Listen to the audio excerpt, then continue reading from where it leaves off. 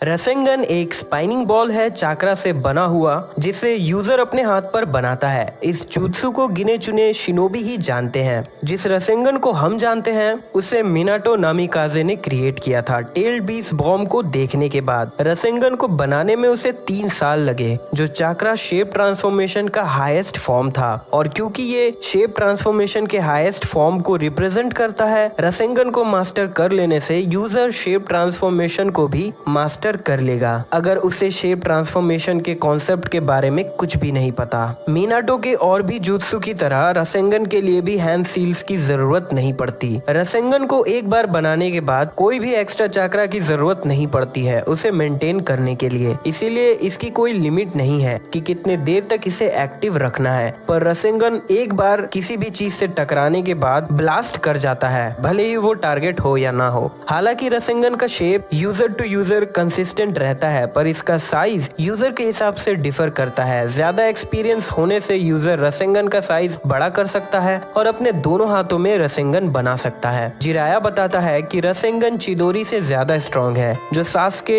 उससे हुए डैमेज को कंपेयर करने के बाद सहमत होता है। कांटेक्ट में आने पर रसेंगन अपने टारगेट को अपने ट्रैजेक्टरी के साथ टारगेट को प्रोपेल करता है, या तो यूजर से दूर या फिर जमीन के नीचे, और कुछ वक्त में ही बर्स्ट कर जाता है, जिससे टारगेट काफी ज्यादा जख्मी हो जाता है। रसेंगन को सीखने के लिए बहुत ही बारीक चाक्रा कंट्रोल होना चाहिए, जो नेचुरली बहुत ही कम निंजा पोजेस करते हैं, और इसीलिए इसे मास्टर करना मुश्किल हो जाता है। ये जुत्सु दूसरों को सिखाने के लिए 3 स्टेप्स में डिवाइड किए गए हैं। पहला, रोटेशन। यूजर अपने चाक्रा को मल्टीपल डायरेक्शन में रोटेट करने सीखता है, जिसके लिए उसे वाटर बलून दिया जाता है ताकि वो अपने प्रोग्रेस को खुद देख सके और समझ सके। ये स्टेप तब कंप्लीट होता है जब यूजर अपने चाक्रा से बलून को बर्स्ट कर देता है। ये जरूरी है कि यूजर जाने कि कौन से डायरेक्शन में उसकी बॉडी नेचुरली चाक्रा को स्पिन करती है। दूसरा, पावर। इसमें यूजर को अपना चाक्रा आउटपुट बढ़ाकर उसे और डेंस करना पड़ता है। इस स्टेप को पार करने के लिए यूजर को वाटर बलून की जगह रबर बलून दिया जाता है, जो अंदर से सिर्फ मास से भरा हुआ होता है। तीसरा है कंटेनमेंट। इस स्टेप में यूजर पहले और दूसरे स्टेप को एक साथ परफॉर्म करता है और एक स्पेयर बनाता है, जिसके लिए उसे फिर बलून दिया जाता है और बलून पॉप करता है, तो स्टेप अब भी इनकम्प्लीट है। फाइनल स्टेप को पूरा करना काफी डिफिकल्ट होता है, इसीलिए नारुतो उज़ुमाकी और कोनोहामारू सारुतो भी दोनों ही शैडो क्लोन्स का यूज करते हैं रसेंगन बनाने के लिए। ये दोनों के लिए एक शॉर्टकट था रसेंगन को यूज करने के लिए, बिना ज्यादा टाइम दिए उनके चाक्रा को मास्टर करने के लिए। पर दोनों ही इवेंचुअली इसे बिना क्लोन्स के बनाना सीख जाते हैं। Naruto fourth shinobi world war के दौरान और कोनोहामारू वॉर खत्म होने के कई सालों बाद। रसेंगन को थ्रो नहीं किया जा सकता था, पर इस जुत्सु को और समझने के बाद यूजर इसे प्रोजेक्टाइल की तरह यूज कर सकता है। इसके 2 तरीके हैं रसेंगन के अटैक पोटेंशियल को बढ़ाने के लिए। रसेंगन को बड़ा बनाकर, जैसे बिग बॉल रसेंगन, या फिर एक ही वक्त पर एक से ज्यादा रसेंगन यूज करना, जैसे स्पायरलिंग सीरियल स्पेयर्स। कोनोहामारू के रसेंगन को एब्जॉर्ब करने के बाद मोमोशिकी अपने चाक्रा के साथ रसेंगन के साइज को बढ़ा देता है। मिनाटो ने रसेंगन को बनाया था इस इंटेंशन के साथ कि वो उसे अपने चाक्रा नेचर के साथ कंबाइन करेगा, जो उसके लिए बहुत डिफिकल्ट प्रूव होता है और उसकी डेथ भी हो जाती है। ककाशी हाटाके भी रसेंगन के साथ अपने लाइटनिंग नेचर को कंबाइन करने में नाकामयाब रहता है, जिससे वो चिदोरी बनाता है। नारुतो इनिशियली स्ट्रगल करता है रसेंगन को अपने विंड नेचर के साथ कंबाइन करने में, ये कहते हुए कि ऐसा करना मतलब एक वक्त में लेफ्ट और राइट देखना, पर आखिर में वो इससे भी ओवरकम कर लेता है और अपने शैडो क्लोन की मदद से, जो उसे रसेंगन और फिर नेचर ट्रांसफॉर्मेशन करने में हेल्प करती है, जिससे वो विंड रिलीज रसेंगन बनाता है और फिर शेप ट्रांसफॉर्मेशन करने के बाद विंड रिलीज रसेन शुरिकन बनाता है। बोरुटो उज़ुमाकी अनजाने में रसेंगन के साथ अपने लाइटनिंग चाक्रा को ऐड करता है, जिससे वो उसे टारगेट्स पर थ्रो कर पाता है। बोरुटो अपने विंड नेचर को भी रसेंगन में ऐड करके रसेंगन के वेरिएंट्स बनाता है, जो वो थ्रो कर सकता है। सेज मोड की मदद से यूजर रसेंगन को और भी एनहांस कर सकता है। सेज आर्ट से वो अपने रसेंगन को और स्ट्रॉन्ग और डेडली बना सकता है। सेज मोड से यूजर कम वक्त में रसेंगन बना सकता है, जैसे अल्ट्रा बिग बॉल रसेंगन। नारुतो अपने सेज मोड की मदद से ही अपने विंड रिलीज रसेन शुरिकन को थ्रो कर पाता है। नॉर्मली ऐसा करने पर रसेंगन अपने शेप को लूज करने लगता है और एक जिंचुरिकी होते हुए नारुतो 9 टेल्स के चाक्रा को भी यूज कर सकता है। पार्ट 1 में वर्जन 1 को यूज करते हुए नारुतो बिना शैडो क्लोन्स के रसेंगन बनाता है जो क्लोक से कवर्ड रहता है और नाइन टेल्स के इन्फ्लुएंस की वजह से वो रसेंगन डार्क इन कलर और डेडली हो जाता है। बहुत से वीडियो गेम्स में इसके अलग अलग नाम है, जैसे demon fox Rasengan, vermilion Rasengan, nine tails Rasengan, crimson Rasengan. Shippuden में